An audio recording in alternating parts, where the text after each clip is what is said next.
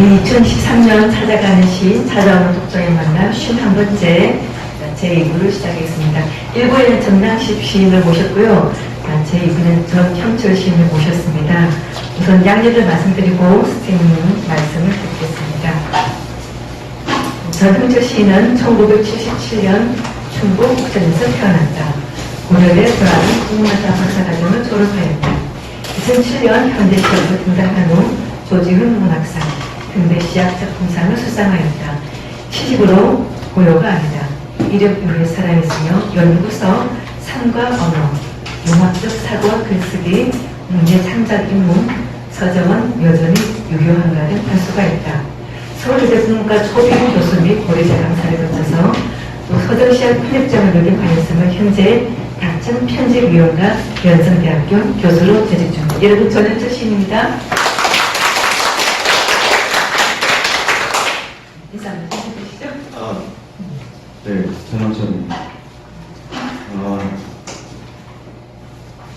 좀 떨리네요.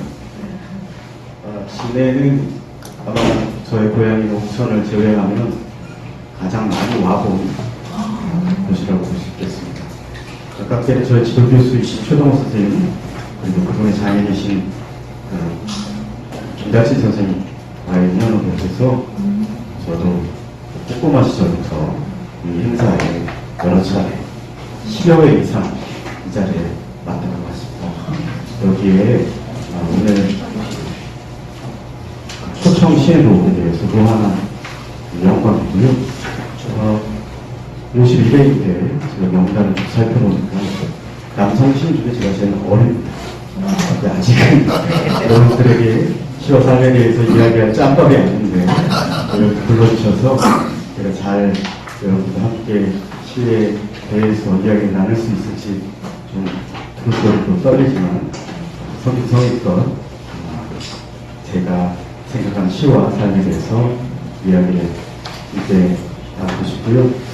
시내가 사실은 저에게는 또 아마 대한민국 사람들에게는 벚꽃으로 분황제 이런 걸 유명할 텐데 벚꽃은 오래돼야 보름 정도겠죠. 네. 그렇지만 김달진 선생님은 무시한 여기 앉아 계신 여러 시를 사랑하시고 또 여러 시인들 중에 그 시의 향기는 365일, 10년, 100년, 세세 만년 동안 피어 있을 거라는 것을 저는 굳게 믿고 있습니다. 네, 저희 말씀드린 인사를 마치겠습니다. 네. 떨리신다는 거 맞으세요? 엄청 떨려요. 굉장히 자연스럽게 잘하시는 분들 그러듯이 오늘 원래 직접 운전하고 오셨는데 운전하신 지 얼마 안 되시더라고요? 예, 이제 4개월 처음 운전으로 보기는 가장 멀리 와본 겁니다. 아이들을 위해서 또 막 그러신 거죠? 예, 제가 바퀴 4개 달린 거는 조정하지 않으려고 마음 먹었었는데 제가 아이를 첫애를 이제 41에 낳았거든요. 걔네들이 이제 어린이집을 데리고 뭐 이렇게 등원시키고 하원시킬 때 1km 정도 되는 거리예요. 그래서 비 오고 그럴 때는 굉장히 고생을 많이 해서 안 되겠다. 마침 후배 시인이 자기 서울 생활을 청산하면서 바닷가로 갔는데 차를 가질 생각을 하고 실은 지도 교수님도 찾는다고 그러고 주위에 찾는다는 사람이 많았는데 안 받았거든요. 가서 열심히 운전하고 있습니다. 네. 바퀴 4개를 그 먼 길을 이렇게 보신 전현철 선생님 시가 이제 저희들 기대가 되는데요. 아까 선생님 이제 일부에서도 보셨듯이 얘기를 하다 보기에는 많은 시를 다 얘기는 못해요. 가장 먼저 선생님이 선택하는 시를 먼저 이야기하고 가려고 하는데 선생님 어떤 시를 먼저 이렇게 선택해서 낭독을 해주시겠습니까? 네, 되게 이런 초청을 받으면 질문지를 미리 주시거나 그래서 준비를 좀 해오는데 아무것도 다행히 남직 선생님께서 먼저 하셨어요. 미리 준비를 했어요. 여러 시편들이 있지만 제가 쓴 시 중에 그래도 제가 조금 몇 편 애착이 가는 시 중에 하나가 16페이지에 있는 해삼리라는 시. 16쪽입니다. 제가 읽겠습니다. 해삼 금강망에 앉아 편지를 읽는다. 라이터를 켜는데 두꺼운 램프에 단추를 따라 등이 켜진다. 아이유의 필체를 너는 여간 닮았다. 길은 얼어도 하늘은 걸지 않고 빛은 유비못하고 영원한가 어둠은 물과 흙의 몸을 바꾸는데 배는 바다의 배를 가르며 청어 가시 같은 유성우를 쏟아낸다. 사선의 힘으로 맨몸을 풀린다. 동방을 정복하라. 남쪽은 낮고 축축한 처음부터 거기 있던 풍경처럼 마음은 먼저 얼어버렸는데 시베리아로 멸차는 떠난다. 오랑캐가 죽은 아비의 이름을 말갈기에 묶어보내고 초원에 누워 돌을 안고 통곡하다. 해삼이가 도시 이름인가요? 네, 그렇습니다. 우리에게 지금의 이름은 블라디보스톡. 블라디보스톡의 이름이고요. 우리 한 100여 년 전까지도, 불과 40년 전까지만 해도 해삼이라고 블라디보스톡을 명명했습니다. 명칭 유래는 그 블라디보스톡 앞바다에 해삼이 많이 난답니다. 그래서 원래 중국 땅이었다가 러시아 아이온 조약에 의해서 넘어가게 되는데 부동항을 얻기 위해서 제정 러시아가 이제 아편 전쟁 시절에 중국에게 불평등 조약인 아이온 조약을 맺어서 여기를 확보하게 되는데요. 그때부터 이제 해삼이가 블라디보스톡으로 이름이 바뀌어서 지금 이름인 것을 알고 있습니다. 네. 시에서부터 해주시죠. 예. 이 시는 사실은 이제 여러 가지 이야기가 좀 담겨 있는데요. 물론 공간이 좀 큰 시이기도 하고 누구나 어떤 식으로든 읽어도 와닿을 수 있는 시를 좀 써보고 싶었는데 파블로 네루다에게 시 외에 자기 시 외에 다른 말로 자기 시를 설명할 수 없다고 했는데 저도 학교에서 학생들에게 시를 가르치면서 늘 제 시를 한 번도 교재로 써보지 않았어요. 그래서 이런 자리가 조금 익숙하지는 않은데 어쨌든 이 시는 서면, 선조, 가깝게는 내가 아버지 생각을 많이 하고 쓰는 것입니다. 여기에는 이제 여러분 임시정부 아시죠? 임시정부. 상해 임시정부를 알고 계신데 임시정부가 원래 3개였어요. 하나는 이 블라디보스톡 해상에 있었고 좌익계열. 그래서 우리에게 더더욱 알려지지 않았고 그 다음에 또 하나 이제 한성정부라고 해서 경성 당시 서울에 있었고 그 다음에 상해에 있었는데 요 3개가 합쳐져서 상해 임시정부가 된 거였거든요. 나라를 잃고 삶에서 무언가를 깡그리 다 잃어버린 어떤 존재들, 나의 아버지든 나의 선열들 중에 가장 조명받지 못했던 사람들이 활동했던, 혁명가들이 활동했던 그 해삼이의 내 아버지, 잘나지 못했고 또 유명하지도 상해 임시정부의 김구주석처럼 유명하지 않았던 그런 열사들과 혁명가들이 마치 내 아버지, 세상에 잘나지 못했고 이름이 있는 높은 위치에 올라가지 못했지만 그 아버지에 대한 나의 어떤 짠함, 존경, 사랑. 저도 충청도 사람이고 장남이지만 한 번도 아버지에게 사랑한다고 말을 못 해봤는데 지금까지 그에 대한 어떤 저의 자식으로서의 애정을 이 시에 좀 담아봤습니다. 그래서 마지막에 보시면 그러니까 이 블라디보스톡의 그 금강만이라고 원래는 이제 콘스탄티노플이 함락당할 때 똑같은 만이 있어요. 거기 만이 있는데 거기에 이제 벤치에 100년 전에 이 선열들 독립운동가들이 나에게 보낸 편지를 똑같은 자리에 벤치에서 제가 읽는다는 설정을 했고 그리고 그 그리움과 서러움이 저에게도 아프게 이어진다고 생각했고 그래서 마지막에 이건 이제 제가 만드는 건데 그러면 책이나 제가 유목민에 관심이 많아서 유목민들의 장례 방식 몇 가지가 있는데요. 아버지나 뭐 이렇게 돌아가시게 되면 말 위에 태워요. 시신. 그리고 말 엉덩이를 딱 칩니다. 그럼 다 달려가겠죠. 시신을 묶여있는 채로. 그리고는 그 말이 달리고 달려서 빈말로 돌아와요. 그 시신이 떨어진 데가 무덤. 그렇게 어떤 장례를 치르는데 저에게 이 아버지 같은 그 선배들의 그 모습은 제가 만들어낸 장례거든요. 그러니까 오랑캐가 죽은 아비의 이름을, 왜냐면 시신도 찾지 못하는 혁명가들일 테니까. 그래서 이름을 말갈게 묶어서 딱 보내고, 저는 그 고통을 하늘을 보고, 하늘이 무너졌다고 그러잖아요. 천국이 앞으로 돌아가신 하늘을 보고 큰 돌을 끌어안고 그 고통과 아픔을 이제 시로 이렇게 썼던 그런 볼 수 있겠습니다. 네. 시 하나에 저도 배우는 게 지금 다들 막 메모한다고 저도 막 보고 있거든요. 혹시 직접 가보시? 이게 문제인데요. 네. 제가 그 파란 입구라고 해서 제국지시대의 원어긴 하지만 이게 아시아를 벗어나서 구라파 유럽으로 가야 된다. 이게 일본 애들이 이제 그 주장했던 거고 하지만 저에게도 파란 입구가 매우 시급합니다. 아시아는 제가 꽤 많이 다녔어요. 학술대회도 그렇고 뭐 갔는데 못 가봤습니다. 그렇지만 대신에 이제 간접 경험을 많이 했지, 책도 많이 보고 일부러 블라디보스톡에 대한 그 다큐멘터리 같은 것도 많이 보고 그래서 안 가봐도 가본 것 같은 느낌.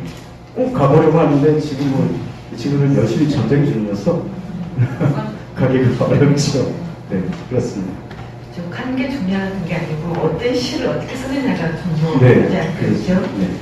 그런데 쌤 가장 먼저 해삼이를 그 시를 얘기해 주셨는데 그 다음 시, 이 얘기를 듣고 저는 이제 여기 10쪽입니다. 이 시를 읽고 얘기를 좀 듣고 싶거든요. 네. 예, 10쪽은 학생대 축구 단자가 있는데요. 이 시를 한번 읽고 이 시에 대해서 천체 이야기인데 선생님 보기에는 물리학이나 천체 이런 어떤 수학에 관심이 좀 많으신 것 같아요. 시를 보니까 그 얘기를 또 좀 부탁드리겠습니다. 제가 읽을까요? 네. 성경 축구 단자로 순치 18년 정월 13일 개회 밤오경 해성의 동쪽 하늘에 인수에 속한 하고성이 나타났다. 염소의 머리를 하고 물고기의 모습을 한 별이 기수에 떨어졌다. 소격사의 제조가 황급히 머리를 조아리고 재를 올렸으나 주위의 촛불들이 하나둘씩 꺼졌다. 나라의 빛이 사라진 첫날이었고 상은 군 항의 집으로 거처를 옮겨 견고하게 위하였다. 해성이 하고성의 소성 가까이로 조금씩 이동하였다. 낮부터 취중에 귀뚜라미들이 허공을 채웠다. 소의 무리가 지나는 자리마다 백성의 귀는 난중의 벽서처럼 도성에 출몰하였다. 사람의 소리가 나는 것들이 사대문의 담을 넘었고 선비를 살찌우는 비루어들이 개천을 거슬러 산각에 닿았다. 구무지나 건들장마에 이무기가 상의 눈속으로 흘러들어 파천한 산은 자주 꿈에서 깨어났다. 꼬리에 이르는 일척 조금 넘고 꼬리에 자치는 하고성의 중대성에 미쳤다. 산은 소의 위아래를 두지 않았으나 근시의 행간의 의미를 살피고자 했다. 기작과 모작을 구분했고 복지지리의 성병을 일월로 취하하였다. 마침 죽은 군대의 장군이 2개의 단자를 올려 후인의 매부를 급박히 알려왔으나 서쪽 각수 거성의 변곡을 미처 알지 못하였다. 해성의 성체는 하고서성에서 점점 어두워졌다. 북극과의 거리는 파시기도 했다. 아침 어성수라의 팔도의 귀와 입이 배설되었다. 상의 정수리에 주름이 늘었고 단자의 배후의 성문가 미쳤다. 상의 선택이 무리의 기미를 보였기에 좌우선에 배열된 별의 문장에 왕조의 문양을 붉게 물들였다. 상은 그만 불연절되었다. 달빛이 밝고 또 새벽이 밝아오기 때문에 해성의 형체가 매우 희미하였으며 꼬리의 흔적이 보이지 않았다. 하고성의 중성인 견우성이 남쪽으로 이동할 듯 하자 날이 밝아왔다. 수지로 관측할 수 있는 법인데 빛이 밝아서 있는 것 같기도 하고 없는 것 같기도 하여 관측할 수 없었다. 천문학교수 송인우, 전 관상감청 황효보, 광창 주부 송일영, 홍원강 부수찬 김만기. 후에 학문이 전대의 기록으로는 설명될 수 없었다. 소리로 적었으나 뜻으로 거세했으며 알 수 있는 것 같기도 하고 모를 수 있는 것 같기도 한 것은 입에 올리지 않았다. 말하지 않음으로 깊었고 모름으로 알을 칭송했다. 있는 것 같기도 하고 없는 것 같기도 한 단자의 구멍 사이로 열쇠된 시간들이 익수의 세간을 건너왔다. 상해 관상강 축호와 강릉은 수와 배로 남아 주는 장군의 배로에 가로등을 이루었다. 천행이었다. 천운이 아니었다. 빛이 너무 밝아서 소멸되었을 것 같으나 분명히 알 수는 없었다. 그리고 이제 저희들도 열심히 외부를 해드려야 될 것 같은데요. 승민축구 단자가 뭔지 얘기를 좀 해주시겠어요? 네, 이 시는 이제 제가 연작시로 쓰는데 성별축구 단자 4편까지 썼습니다. 그리고 이 연작으로 해서 그 현대시각 작품상을 수상하게 됐고 성공식 스타일이죠. 그렇지만 이제 우리 옛 고전에 좀 있습니다. 뭐 산해경이라든가 그래서 몇몇 분들이 또 황주 선생님 이런 분들이 그런 스타일로 좀 쓴 것도 있는데요. 성별축구 단자는 조선의 여러 그 기록물들이 있는데 그 중에 하나가 성별 등록이라는 약 한 300년 동안 조선의 하늘을 관측한 거예요. 그래서 매일 관측해서 매일 아침에 왕에게 보고합니다. 왜냐하면 당시만 해도 하늘의 움직임은 곧 땅의 미래에 있고 땅의 현재에 있고 천신이고 민심이 함께 한다고 생각했거든요. 그래서 그 성변축구 단자라는 거는 그 성변 등록에 있는 매일매일의 기록을 단자라고 합니다. 하루의 기록입니다. 이거를 관측하는 데가 관상관입니다. 관상관은 많이 들어보셨어요. 그래서 이것이 이제 지금 유네스코 세계기록유산으로 등재 중에 있어요. 그리고 또 모든 기록물이 그렇지만 이제 꽤 많은 자료들이 일본에 갔어요. 훔쳐갔죠. 신문지 시절에. 이 시는 뭐 무슨 뜻인지 몰라도 이 시가 줄 수 있는 하늘과 땅, 인간과 별, 우주 이런 것에 대한 어떤 뜻이 없어도 뜻을 잘 몰라도 그 소리와 이 말의 흐름만으로도 충분히 그것을 느껴도 저는 좋을 거라고 생각했고요. 하나하나 따지고 보자면 아마 몇 시간을 해야 될 것 같아서 저는 이런 생각을 가지고 제가 별에서 관심이 굉장히 천문학에 관심이 좀 많거든요. 제시 별 얘기가 많이 나오는데 지금 사람들이 이제 하늘을 잘 올려다보지 않죠. 옛 사람보다.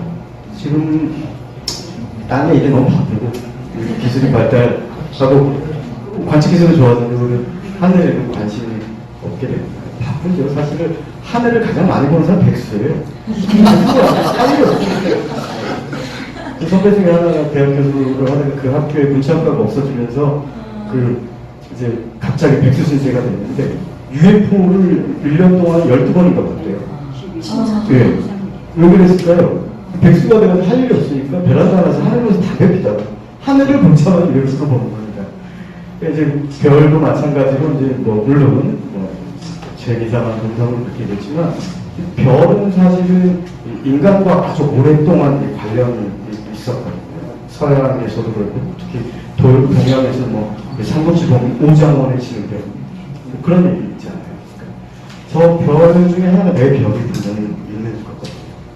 어쨌든 이 별의 흐름을 보면 이 세상의 흐름도 볼 수 있는 거라고 생각을 했고 하늘과 별이야말로 지상의 사람들이 볼 수 있는 지상의 가장 커다란 거울이라고 생각했습니다.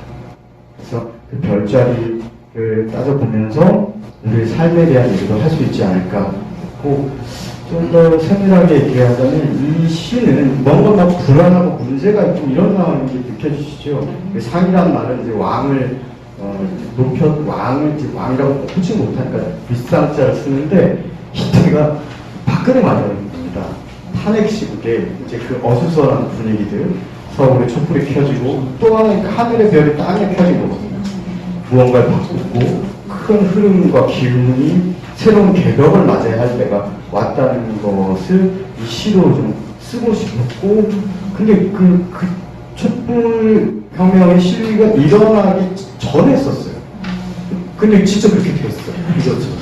그러니까 그 이제 시에서는 시참이라고 하거든요. 시로 쓰는 게 진짜 구현되고 그 일어나는 게 그래서 시참이 되지 않나 생각하고요. 이 인용표를 한 거는 실제로 그 성전 등록에 단자로 기록되어 있는 거고, 그 중간중간에 그러니까 이렇게 별표가 없는 부분들은 제가 이제 그 사이사이를 조금 옛 고어투지만 채워놓고 하고 싶은 이야기들을 여기다가 약간 비밀스러운 문체로 좀 넣은 거라고 볼 수 있겠습니다. 짧게 이렇게 얘기하겠습니다. 이게 세계하고 우리나라하고 이렇게 천문학기를 봤을 때 네. 이게 가장 오래된가 아니면 그전에 있을까요? 그 전에는 있긴 있었는데요. 네. 이렇게 오랫동안 매일을 정확하게 측정한 건 거의가 좀 유일해요. 이 시에 대한 그 반응은 어땠습니까? 본인이 그때 이제 처음에는 이게 뭔 소리인지 모르겠다.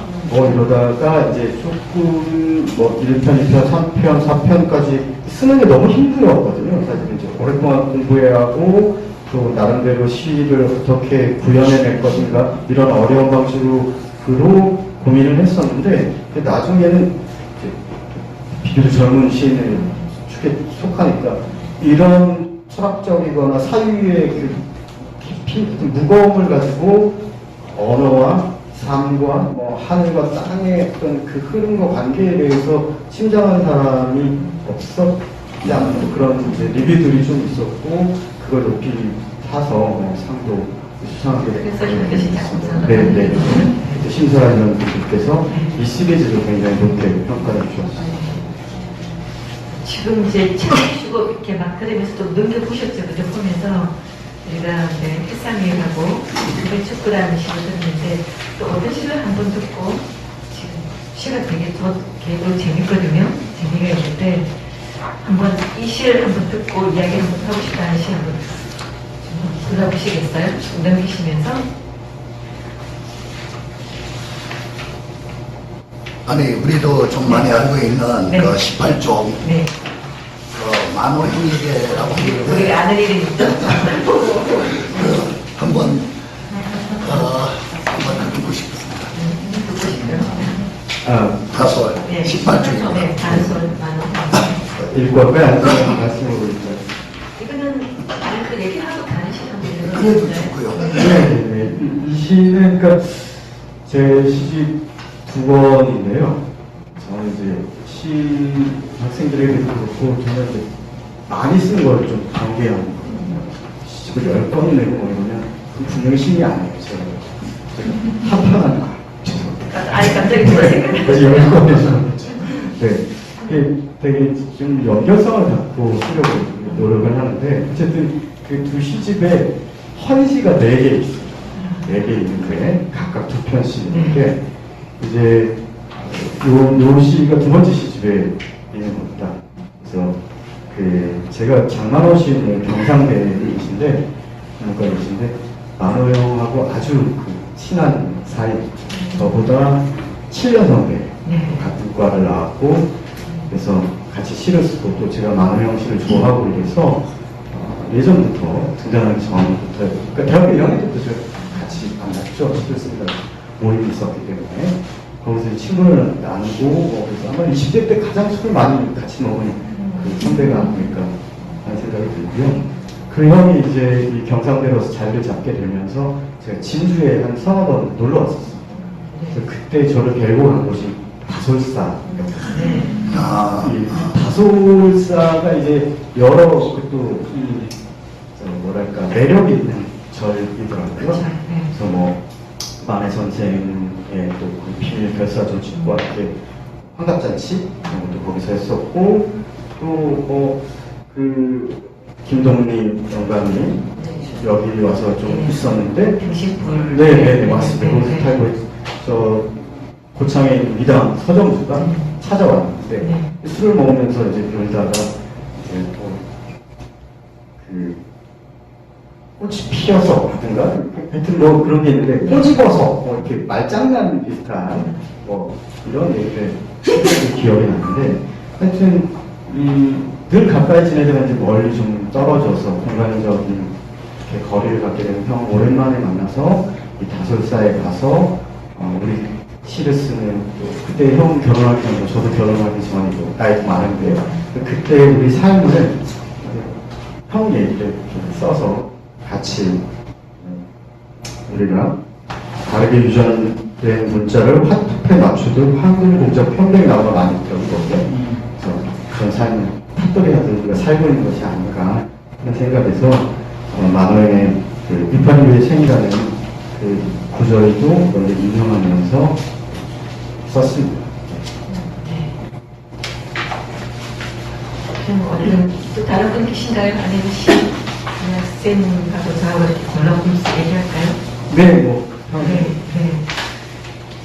아까 뭐 생일 축구라는 자는 아니지만 저는 이제 선생님 시집 받고 또 고시 돼가지고 시를 읽었는데 슬프더라고요. 슬픈데 가슴이 막 뜨거워요. 뜨거운 슬픔이 많이 들지 모르겠는데 왜 이렇게 시가 슬프지? 도대체 전원재 시인의 슬픈 근원은 뭘까? 이렇게 하다가 보니까 코코란 시를 읽는데 아이들 이야기잖아요. 네.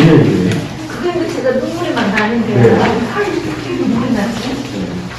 지금 말하는 지금 나는 진짜 울었어요. 잘 울어요.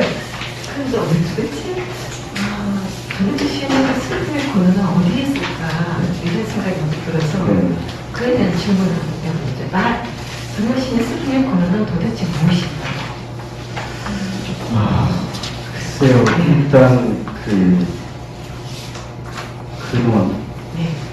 제 첫 시 서운이 있는데 예. 마지막 두 줄에 뭐라고 쓰냐면 나라는 이교도 할 때 이교. 네. 그러니까 뭐 기독교처럼 이렇게 멋진 종교가 아니고 그냥 이교, 이단, 이교의 유일한 신자이신 할머니에게 이 시를 바친다라고 썼거든요. 네. 제 슬픔의 근원은 사실은 따지고 보자면 할머니셨어요. 저희 할머니가 27을 혼자 계셨어요. 그리고 돌아가실 때까지 90이 넘게 사셨지만 돌아가실 때까지 홀로 이렇게 사셨고 저희 아버지하고 이제 밑에 삼촌이 계셨는데 유목자로 태어났는데 삶이 역사적으로 관심이 많을 수밖에 없는 게 할아버지하고 할머니는 13살 차이였어요. 3일 만에 결혼했어요. 왜 결혼했냐면 정신대 안 끌려가니까. 그 당시에 알았다는 거예요. 정신대 끌려가면 공장이 아닌 공술집 당한다는 걸 일제 말에 알아서 그때 할머니 말로는 불알불쪽만 달고 있으면 시집 보냈다. 그래서 그 할머니가 할아버지 13살이라는 할아버지와 결혼을 했고 그 할아버지가 유독 저를 제가 많이 다니는 거죠. 키도 작고 좀 똑똑하고 그랬는데 하여튼 많이 닮았어요. 그래서 그 할머니가 또 일찍 돌아가셨어요. 27에 혼자 되셨는데 둘째인 아들 삼촌은 또 군에 가서 군대에서 돌아가셨어요. 7살. 그러다가 이제 제가 태어났어요. 그래서 할머니가 쉰이 좀 넘으셨을 나이인데 큰 손주를 이제 안아보시니까 젖이 다시 나왔더라고요. 모습이. 그리고 저는 이제 뭐 부모님이 썩 관계가 좋지 않으셔서 할머니가 저를 키우셨어요. 그래서 할머니가 돌아가실 때 친구들에게 늘 얘기했었는데 내 부모가 돌아가셨을 때 문상을 안 오는데 용서해 주는데 할머니가 돌아가셨을 때 문상을 안 오면 인연을 끊겠다. 그래서 제 할머니가 돌아가셨을 때 그 옥천까지 제 친구들이 사실 요새 누가 좋은 상을 합니까? 제가 그렇게 하는 게 있어서 제 손님들이 굉장히 친구들이 많이 와서 제가 태어나서 가장 많이 울었던 때가 할머니 돌아가셨을 때였던 것 같아요. 그 할머니의 슬픔 그리고 저는 할머니에게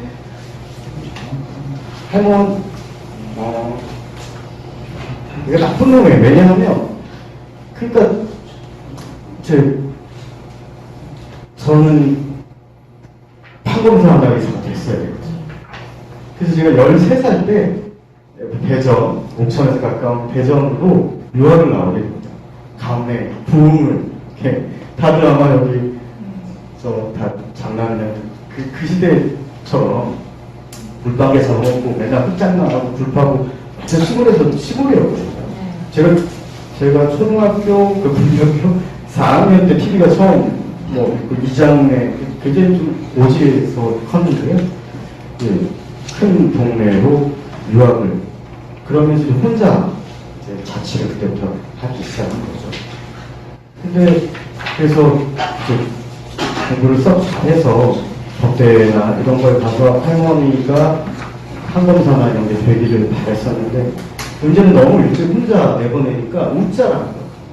밤에 집에 가고 싶고 혼자 밥을 먹기도 힘들고 그러면 자전거를 타고 막 그 대전에서 옥천 쪽으로 가는 거예요.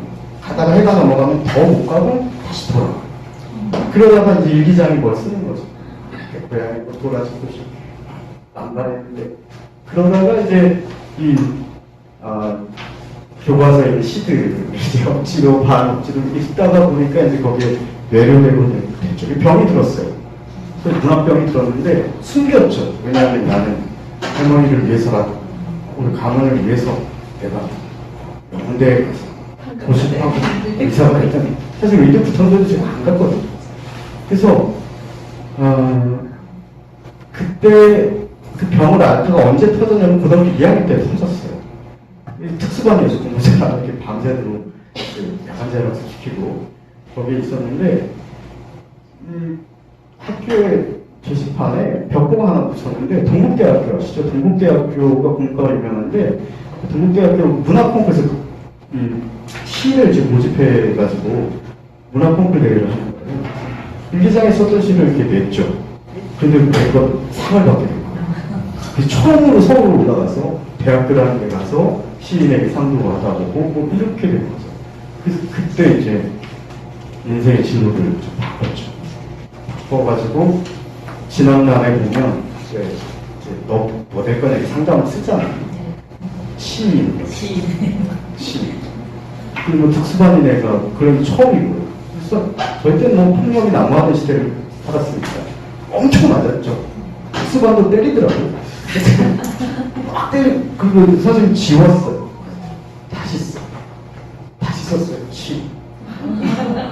그렇게 하고 이제 그 뒤는 뭐 뻔한 레퍼토리죠. 집에서 반대하고 생활비도 끊고 뭐 이래가지고 어쨌든 성적이 좋아서 대학교로 4년 장학생으로 가게 돼서 또 과외해서 혼자 이 길까지 오게 됐는데 할머니만 생각하면 그러니까 할머니는 뭐 한 글자 자기 이름 이렇게 정도 쓸 수밖에 학교로 가는데 다녀본 적이 없는 분이셔서 내가 시인이 됐는데 뭐라고 설명할 수가 없었어요. 할머니 됐을 때 시인이 뭐냐 하는데 내가 설명을 못하겠는 거예요. 그래서 그 슬픔의 근원은 아마 그런 가족사의 내력이 있어서 그런 것 같습니다. 제 할머니가 돌아가시던 해에 큰애가 태어났어요. 5일 간격. 할머니께서 얘가 태어날 때까지 안 가고 계셨다.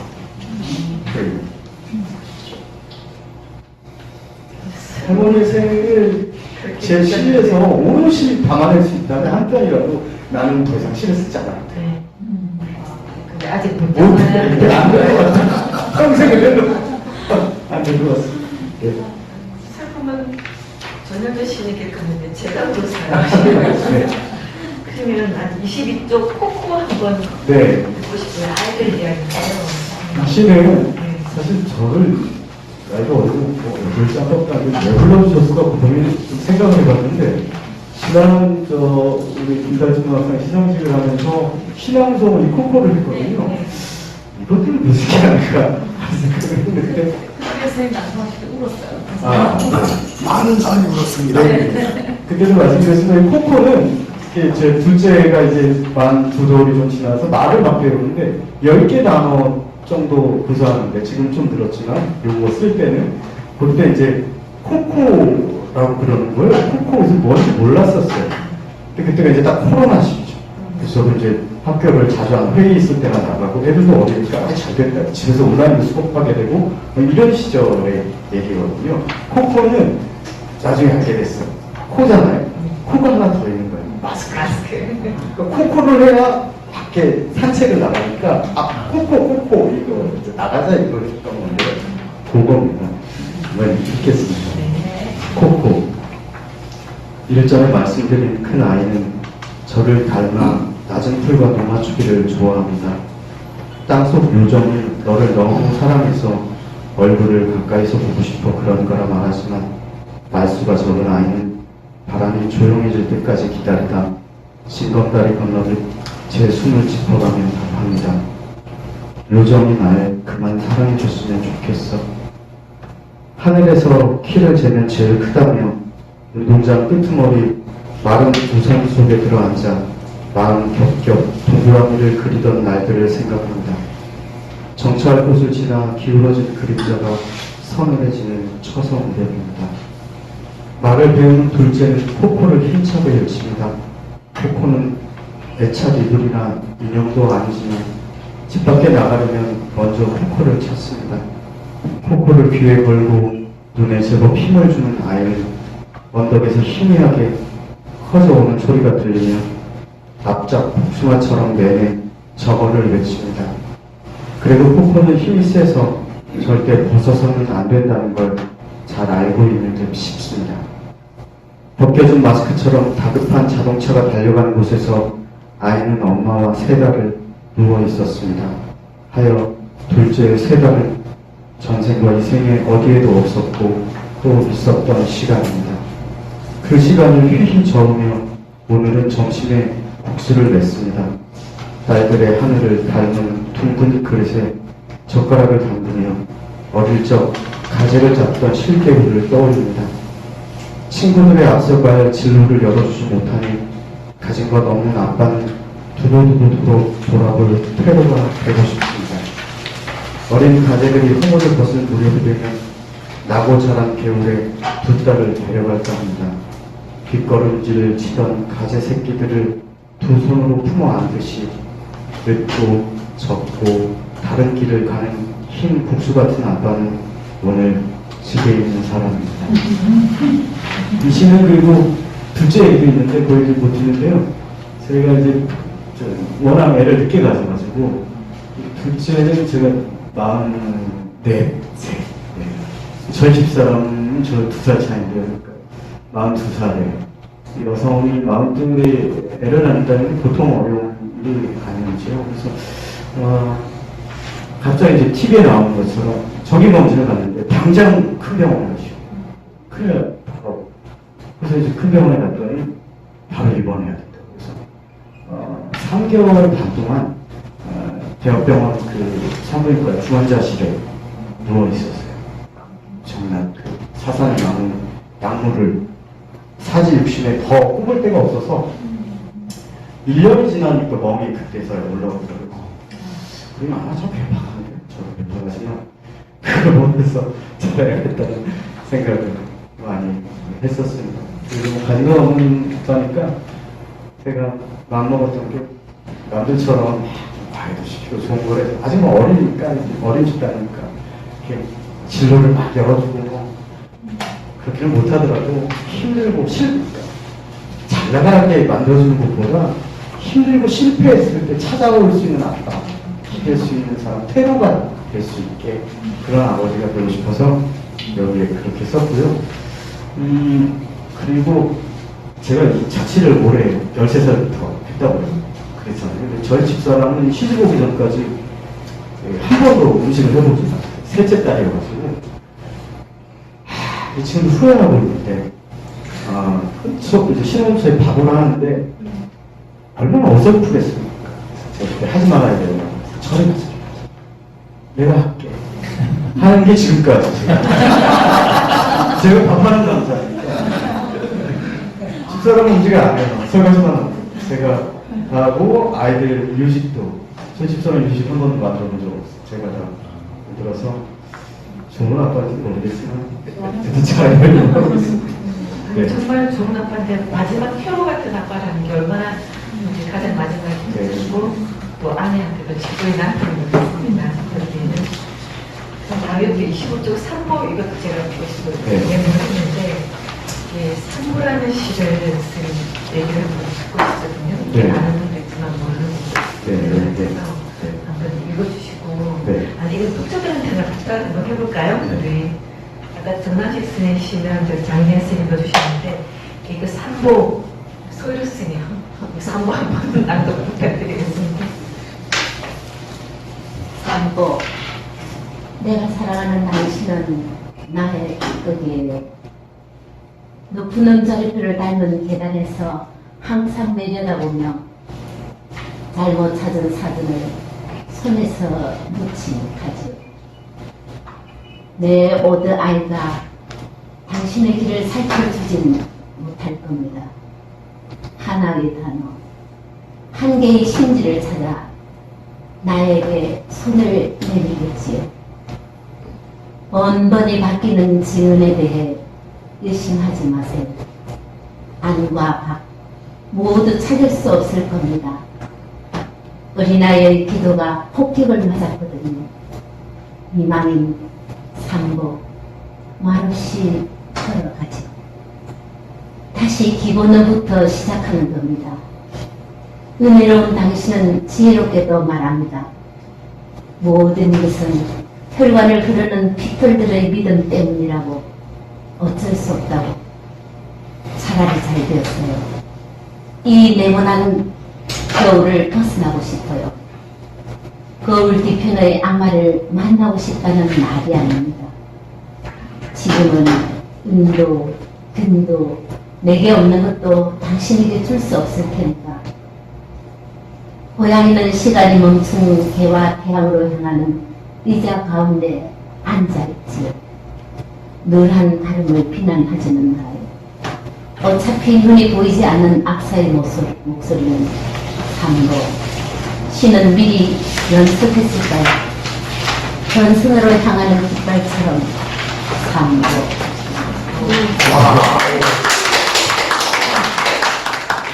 아니 글씨가 겨울인가 겨울인가 얼마나 근데 바로 그걸 읽으셨어요. 아, 너무 잘 말을 읽으셨어요. 보았습니다.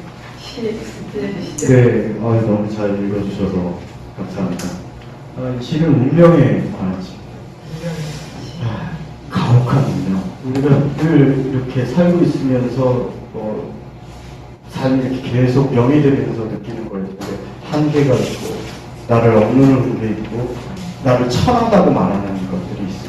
꼭 누가 특정되어서 나를 그렇게 비난하고 힐난하는 것이 아니더라도 인간으로 이 땅에 태어나서 산다는 것 자체가 느낄 수밖에 없는 한계가 있고, 온 세상이 나를 조롱하는 것 같은 슬픔 같은 걸 느낄 때가 있는데, 그 운명에 대해서 쓴 겁니다. 상보는 일종의 그 인종인데요. 뭐냐면 남이 메스티소, 그러니까 혼혈이죠. 그 혼혈에다가 흑인 혼혈 이렇게 결합하니까 원래 남미 인디언하고 백인하고 혼혈이 있고 메스티소가 있고 이들과 흑인이 이제 다시 결혼해서 이제 혼혈을 하면 산모라는 겁니다. 그러니까 그 대륙에서는 가장 비참한 존재예요. 인도의 불가촉청인처럼 넌 피가 더러워 이렇게 얘기해요. 그러면서 우리에게 무지막지한 폭력을 가합니다. 어린아이가 됐건 무엇이 됐건 심지어는 이 시를 쓸 때 지금 아까 블러디보스토크 얘기했지만 러시아가 전쟁을 막 시작을 했고 저 전쟁의 신은 그게 신이든 운명이든 뭔데 저 어린아이들 우리를 인간을 가장 나쁜 피라고 더럽고 저열하고 오염된 피라고 얘기하면서 우리의 삶을 이토록 순수한 아이들까지도 전부 알싸려고 몰살해버리고 이런 현실이 저는 신에게 좀 되돌아보고 싶었어요. 그래서 그 신에게 내가 할 수 있는 언어로서 이제 나름의 좀 반항을 좀 해본 거라고 볼 수 있고 그래서 묻고 싶었죠. 예? 신 당신 이거 미리 연습한 상황입니다. 당신 전지전능합니다. 이 상황을 당신 어떻게 우리에게 이렇게 줄 수 있냐. 그러고 당신 신이냐고 물어보고 싶었죠. 네가 나를 사랑한다. 이런 얘기를 좀 쓰고 싶었고요. 아까 겨울 요거는 에피소드인데요. 아마 선생님들도 시를 쓰시면 그럴 텐데 가까운 몇몇 시인들과 시를 쓰고 발표하기 전에 고민이 되는 구절이 있으면 요거를 어떻게 생각하냐고 좀 물어보세요. 요새 카톡이 좋으니까 카톡으로 보내서 야, 어때? 젊은 시인 중에 하나가 저와 가깝게 지내는 시의 형제 같은 친구가 있는데 처음에 저 이거 이 네모난 거울을 얘기하고 있거든요. 왜냐하면 이제 서양의 개념이라는 거울 속에 거울이 다른 세계예요. 이 세계. 지옥이 어디 있느냐 하면 콘스탄틴이라는 영화에도 나오지만 이 거울 저쪽이 똑같이 반사는 저기 지옥인 거예요. 그래서 거기에 이제 마귀가 악마가 주로 그 거울을 통해서 튀어나오잖아요. 그래서 이제 거울을 썼는데 그 다음 줄에도 거울이 나오니까 거울 뒤편에 악마 얘기가 나오니까 내가 원하는 건 여기까지 파고는 아니거든. 내가 악마를 보고 싶진 않아. 어쨌든 그랬더니 요거를 사시사철 중에 가장 참혹한 계절에 겨울로 바꾸는 게 맛깔스럽게 좀 더 익힐 수도 있고 의미의 확장도 되지 않을 것 같네 해서 저는 뭐 아주 흔쾌히 그래 고맙다 하고 이제 고쳤고 그때 특집을 딩하도라라는 청주에서 나온 잡지를 특집했을 때 했던 시인데 그 친구가 마침 대담자였어요. 그래서 이제 그 친구의 말을 잘 새겼던 거지. 그런 시입니다. 시인들이 이렇게 시를 이거 어떤지 좀 물어보고 막 이렇게 한 게 굉장히 좋은 것 같아요. 우리 이쪽도 그런 서로 시인들이 그렇게 모르겠는데 물어보고 그 친한 시인들 계신다는 게 그것도 부럽고요. 이렇게 하다 보니까 또 시간이 뭐 다 돼가려고 하는데 선생님한테도 이제 질문을 시를 이렇게 시기도 두 번 내시고 또 지금 산체나 물리학 수학 공부를 많이 하고 계시는데 앞으로 어떤 시를 어떤 주제의 시를 쓰고 싶은지 한번 여쭤볼게요. 글쎄요, 아직도 이제 천문학에 대해서 조금 더 시를 써보고 싶은데 어쨌든 첫 번째 시, 첫 번째 시보다 두 번째 시 훨씬 어려워요. 공부가 좀 필요한 시집이고 그래서 세 번째 시집은 뭐 내용의 문제들은 있지만 조금 쉽게 써보려고 조금 더 친절하게 다가가는 시를 써보려고 그 사이에 제가 아버지가 됐으니까 이제 예전에 이제 학생들을 가르칠 때는 막 그 아버지가 되기 전에는 굉장히 타자적이었는데 어느 순간 애를 갖고 키워보니까 학생들이 누군가의 귀한 딸이고 아들이길 거라서 조금 학생들 바라보는 시각이 좀 달라졌어요. 그래서 이제 독자에게도 조금 더 친절한 시를 좀 쓰면 어떨까 하는 생각이 들고요. 그럼에도 불구하고 천문학이나 수학적인 것들에 대한 관심은 조금 더 저는 더 해보고 싶어요. 사실은 이게 제가 마침 이번 현대시 7호로 이제 저희 특집이 실렸는데요. 거기서 대담에서도 한 얘기인데 천문학 되게 넘어왔지만 선생님은 우리 다 별의 자식이에요. 별의 자식. 왜 별의 자식이냐? 과학적으로 그래요. 왜냐하면 우리 몸속에 많은 원소들 있잖아요. 그리고 탄소가 있어요. 탄소 C, 탄소가 있는데 이 탄소는 우주에서 유일하게 최초의 우주가 빅뱅 폭발할 때 만들어졌어요. 큰 별이 구축돼서 폭발하면서 만들어진 원소가 탄소거든요. 근데 이 탄소가 사람에게도 있고 돌에게도 있고 나무에게도 다 있잖아요. 그러니까 우리는 하나의 별을 다 나눠 가진 사람. 사회 공포주의가 아니고 우주 공포주의죠. 그리고 우리는 늘 여행자예요. 왜냐하면 지구가 초속 300km의 속도로 움직이고 또 동시에 공전해.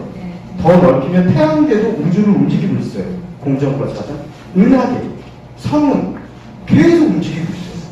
우리는 단 한 번도 여기 앉아있지만 우주 전체 시각에서 보면 엄청난 속도로 움직이고 있는 거예요. 우주를. 그래서 그런지 철학자들은 세계선이라고 하는데 지금까지 태어나서 죽을 때까지 움직인 선을 하나로 이을 수 있어요. 근데 그 과학적인데 굉장히 시적이죠. 뭐 하다못해 신흥물 소리 있잖아요. 그 신흥물은 H2O, 물 분자 있잖아요. 얘네가 그 조그만 게 서로 부딪히면서 내는 소리. 그 소리. 그러니까 이제 이런 이제 과학을 통해서 발견된 것들, 이런 것들이 시에서 조금 더 사실 시는 유일해야 하거든요. 이 시, 내 시 이런 가리고 똑같은 시나면 안 되거든요. 그 작업은 아마 제가 알기로 저만 하고 있고 저의 색깔을 또 들어내는 작업이어서 조금 더 해보고 싶다는 생각을 하고 있습니다. 그래서 어려운 예 자료를 이렇게 다시 끄집어내는 건 그만하고 보편적으로 이야기할 수 있는 우리 다 별의 자식이 아니면 좋지 않습니까? 너무 좋은 것 같아요. 네. 지금 그 설명 남편이 좀 네. 착해 보이는 네. 이렇게 내 사람인 것 같아요. 네. 그래서 윤회라는 것도 별게 아니고 저는 사람이 죽으면 윤회가 별거겠죠. 먼지와 모래가 되는 거라고 생각해요. 모래가 있잖아요. 그걸 엄청나게 키우면 별이 되는 거예요. 그렇죠. 그죠? 단소. 네. 네. 그런 생각 좀 해볼 수 있어요. 접목하기 어렵지 않은 것 같습니다. 선생님 말씀 들으면 상당히 실질이고 재밌고 지금도 계속 일단 달려가고 있다 하시는데 목사님 지금 이제 대학 강단에서 학생들한테 가르치시면서 네. 시를 쓸 때는 어떻게 쓰는 게 좋다, 뭐 어떤 게 잘 쓴다 이렇게 할 때 지금 그걸 한 잠깐 몇만 좀 해주시죠. 참 어려운 문제인데요. 네.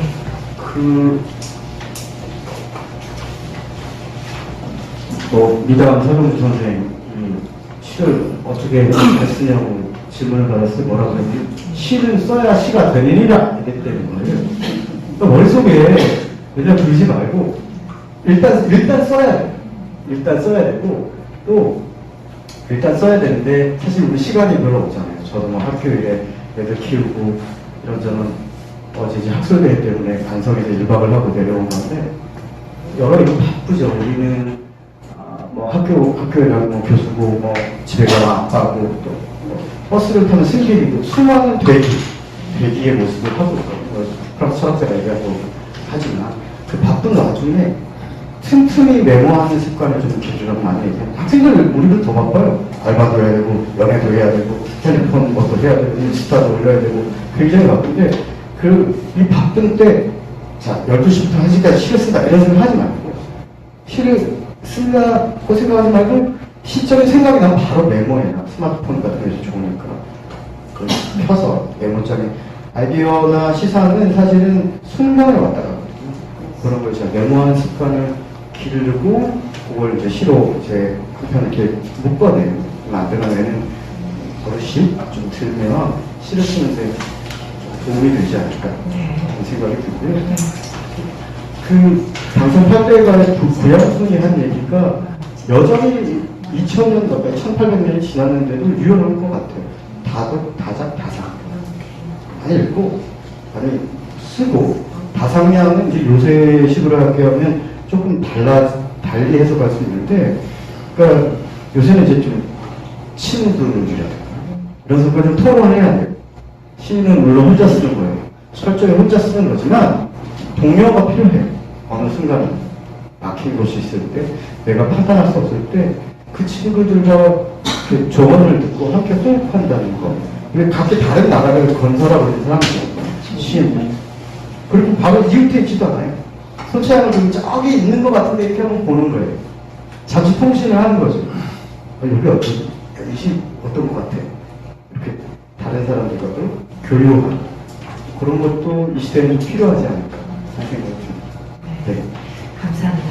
좀 질문을 또 있을 것 같은데 혹시 뭐 전현택 선생님께 질문 있으신가요? 묻고 싶은 거? 워낙 말씀을 잘해서 목표를 아주 말씀하셨죠?